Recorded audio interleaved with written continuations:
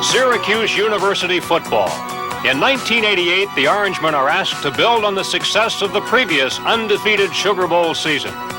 The challenge this 1988 team faces is not merely to win games, but to execute with the consistency and style of champions, to take the next step in the return of Syracuse's proud tradition, a tradition of achievement, a mark of greatness.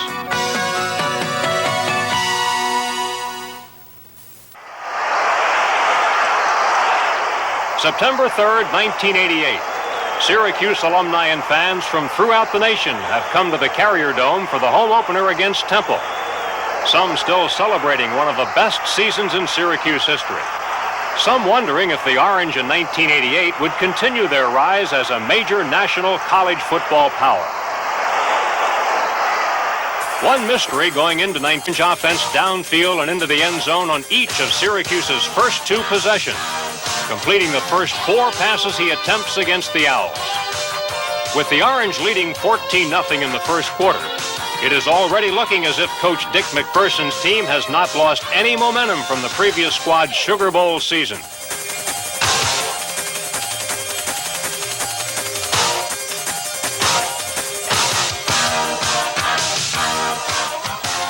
The Syracuse defensive front and linebackers, led by All-American candidates Rob Burnett and Terry Wooden, and complemented by up-and-coming players like Fred DeRiggi, Keith Freiberg, Dan Busey, and David Bavaro, make big play after big play.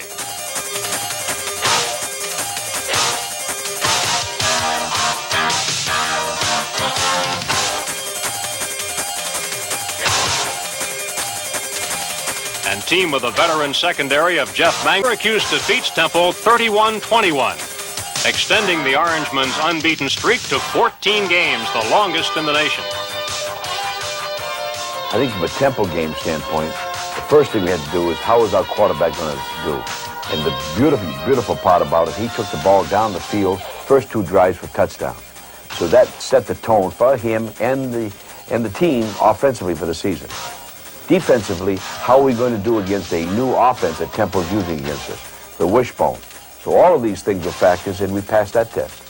So we're off and running as we get done Temple and now Ohio State.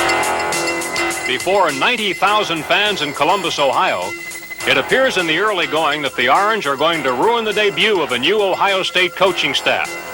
Senior running backs Robert Drummond and Darrell Johnston initially have success in picking through the Buckeye defense and moving the ball into the field goal range of senior place kicker Kevin Green, who gives, despite the relatively error-free game that the Buckeyes play, Syracuse is able to keep the game close through much of the first half.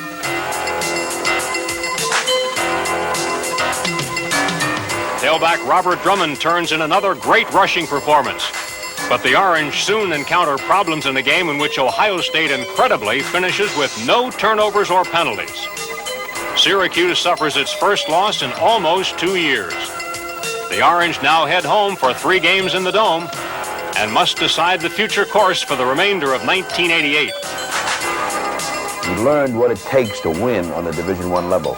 It isn't easy. It's a lot of hard work and tremendous intensity. Each and every play, each and every day, each and every practice. We came home, we were in the Dome, took a look at the film, we showed our young people who they were. They're a mature group. They had to gear it up a notch. They knew it.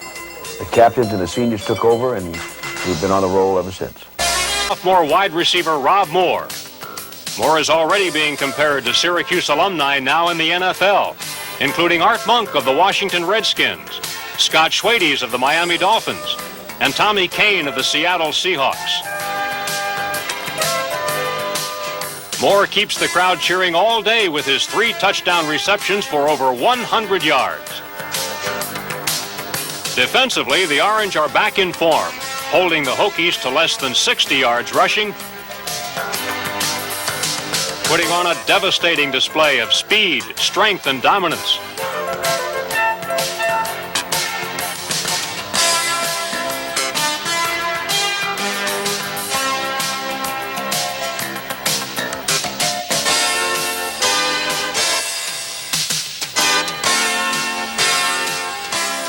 Capping off a thrilling shutout performance with 4 interceptions.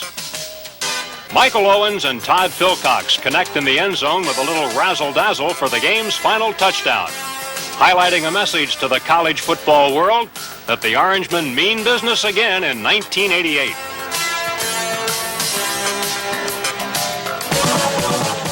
Having beaten Virginia Tech, the Orange realized that they need to keep the momentum from last week's 35-point performance going and put Maryland down early.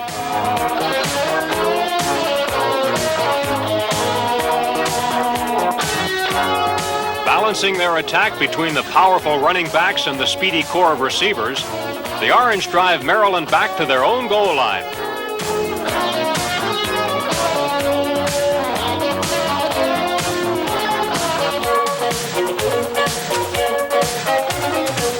Before handing off to Michael Owens, who puts Syracuse on top with a lead they will never relinquish. The Orange know that to come away satisfied with a victory, they must continue to play well on both sides of the line of scrimmage. Senior linebacker Keith Freiberg leads the charge on defense.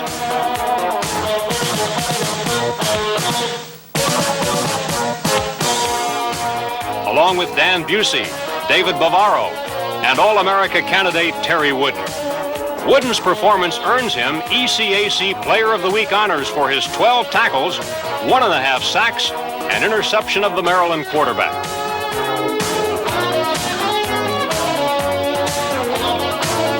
David Holmes and myself, our two men were lying right next to each other, and they crisscrossed, and we just swapped men, and I was right underneath the pass, and I just picked it off.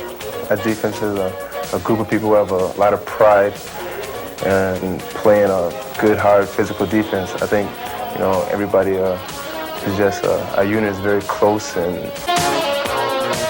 when I see the ball in the air, I think almost every time that I can get it. It's my ball, and I think that's the worst thing for a team to do is to throw the ball deep in my zone, because I figure that, the receiver has there's no reason for him to be in my zone trying to catch a pass. Anything in my zone is mine. What makes Marcus special is his love of life and love of football. And it shows in everything he does, and it's demonstrated on the football field. A lot of people look at him and say, that looks like a linebacker. Football doesn't build character. Football shows character. And that's what Marcus Paul walks on the field, and they say, there's Marcus Paul, number 10, All-American, no doubt. The Scarlet Knights of Rutgers present a challenging test to the Orange, both defensively and offensively, as two of Rutgers' wins have come in major upsets of Michigan State and Penn State on the road. Defensively, Syracuse. Philcox undeniably shows that he is the Division I quarterback that the Orange are going to need in order to make another major bowl appearance in 1988. Todd gets better and better every week. He gets more confidence in himself. He relaxes more. He just goes out and plays the way he's capable of playing. He brings that leadership quality that a quarterback always has to a team. And now he's coming out and he's just playing football and he's enjoying himself and he's having a great year. At State College, Pennsylvania, the Orange are to prove that last season's 48-21 romp over the Nittany Lions of Penn State was for real. And while the thousands of Syracuse supporters who have migrated south for this great Eastern rivalry enjoy themselves, eating, celebrating, smiling, and laughing at the tailgate parties outside the stadium, inside, the Orangemen have begun their pregame ritual, preparing a domination of the Lions on their home turf.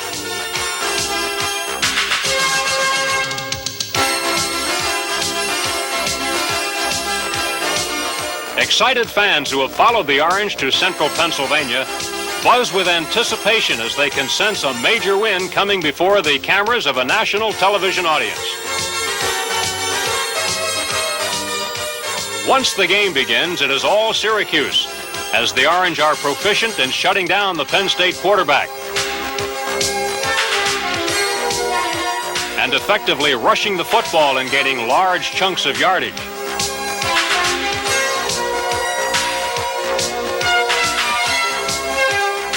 At the end of the initial quarter, Syracuse has drawn first blood with a 3-0 lead.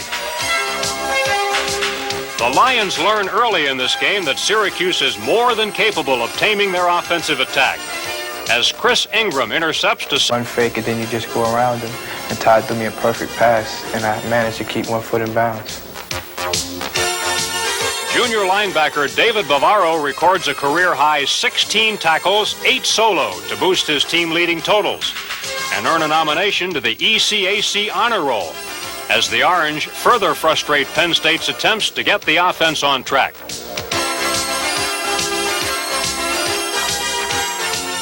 Continuing to build on their dominance of the Nittany Lions, the Orangemen pick apart the Penn State defense, passing their way into the range of Kevin Green, who continues the tradition in a long line of outstanding Syracuse place kickers.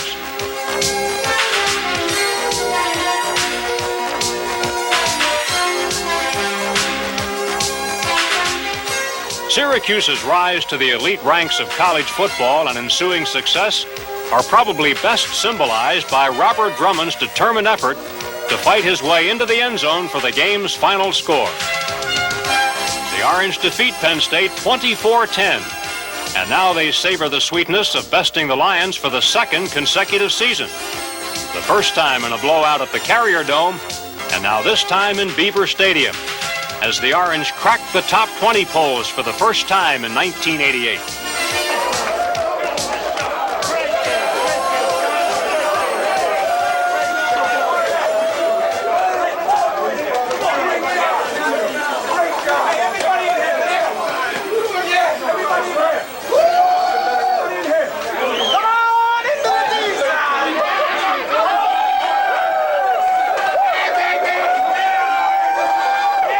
Number one, we went down there and beat them, you know, in front of 85,000 people. Going down there and to accomplish something like that on national TV, I'll tell you, it was sweeter than last year. And last year we played them and just, you know, we did a number on them. And, you know, and everybody in the papers were pumping it up, and they were saying they weren't going to let it happen 2 times in a row, 2 years in a row. And then they were out for revenge and all this talk revenge. They forgot one thing, that they got to play us instead of talking, they got to play. The second one makes it for real. The second one makes people say, hey, Syracuse is for real. Christ's kingdom, power, and glory forever. Amen.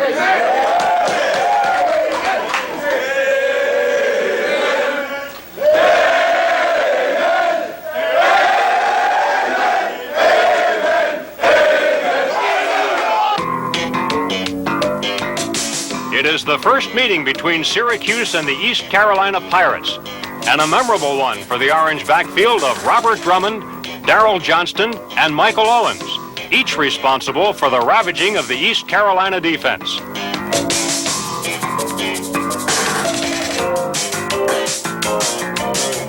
Robert Drummond collects a career-high 117 yards.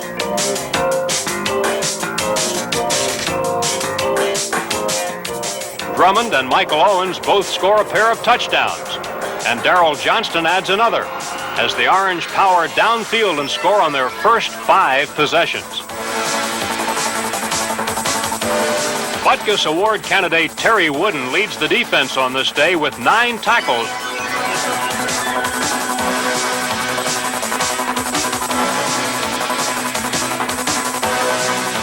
And Pirates and East Carolina pass to stop an early drive.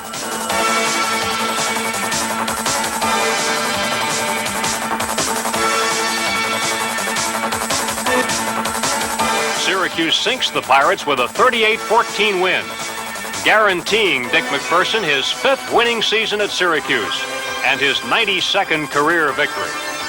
Dick MacPherson, a winning coach as proven by statistics and as thought of by his peers and players.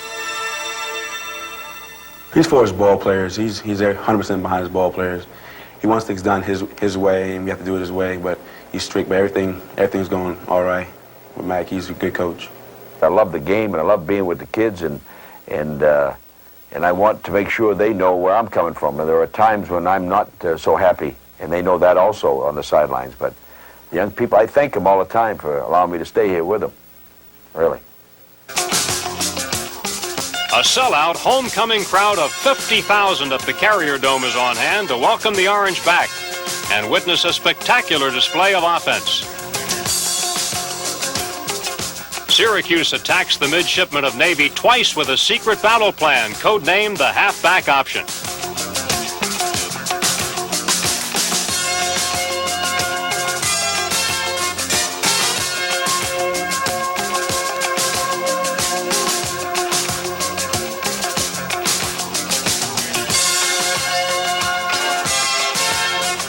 A Land Rover named Robert Drummond searches for weak spots in the Navy defensive wall and blasts through the gaping holes created by the Orange front attack, led by Mike Bernard, Gary McCummings, John Flannery, Blake Bednars, Turnell Sims, and senior tight end Pat Davis.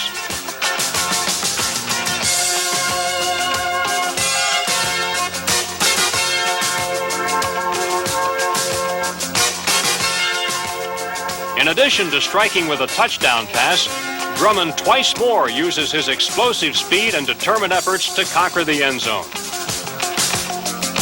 Backup quarterback Bill Shaw enters late in the game in place of Todd Philcox and strikes twice himself, showing the thousands of fans and alumni the solid depth of the Orange bench.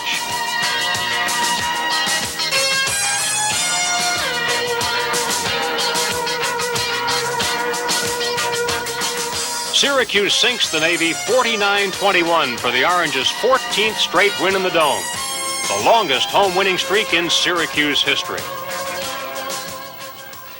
At Boston College, a number of Syracuse Orangemen display record-setting performances against the Eagles. Darrell Johnston further demonstrates why he is the best fullback in the country and why he is worthy of All-American status with his effective blocking and career-high 138 yards rushing. Tailback Robert Drummond becomes only the 9th player in SU history to go over the 2,000-yard rushing mark.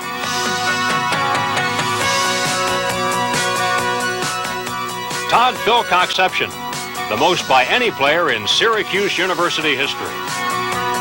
Place kicker Kevin Green remains steady as always with a 22-yard field goal and connects on 6 extra points, extending Syracuse's 10-year national record of 257 consecutive kicking conversions. The Orangemen handily defeat Boston College 45-20, raising their record to 8-1, the 3rd best in Syracuse history. The victory earns the Orangemen an invitation on January 2nd to the Hall of Fame Bowl in Tampa, Florida. Syracuse University is sending a message to the college football world that a winning tradition has returned, a tradition of pride and achievement, a mark of greatness.